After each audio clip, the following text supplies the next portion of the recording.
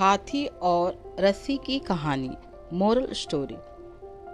एक समय की बात है, एक बहुत ही शक्तिशाली और बलवान हाथी उसे एक महावत ने बचपन से ही पाला और उसे तरह तरह के करतब सिखलाए थे।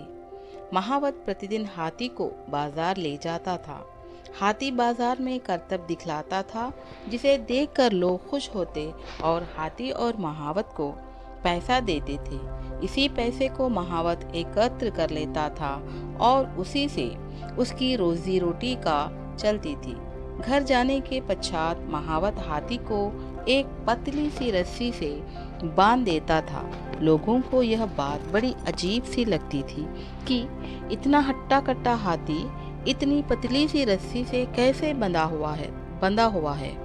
एक दिन एक व्यक्ति ने महावत से पूछा, महावत भाई, आपका हाथी तो इतना हष्ट पुष्ट और बलवान है, किंतु आप इसे इतनी पतली सी रस्सी से बांधते हो।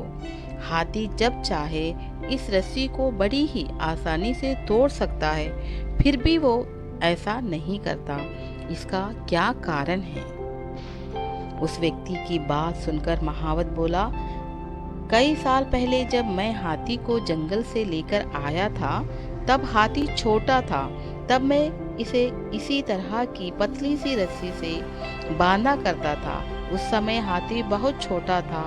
उसने कई बार इस रस्सी को तोड़ने का प्रयास किया, किंतु बचपन में वो इसे नहीं तोड़ सका।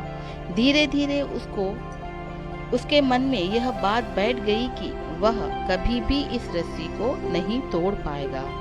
अब हाथी बड़ा हो चुका है, वह चाहे तो एक ही झटके में इस रस्सी को तोड़ सकता है, किंतु हाथी अब इस रस्सी को तोड़ने का प्रयास भी नहीं करता, क्योंकि वह सोचता है कि वह इस रस्सी को नहीं तोड़ पाएगा, किंतु अब वह चाहे तो इस रस्सी को एक ही झटके में तोड़ सकता है।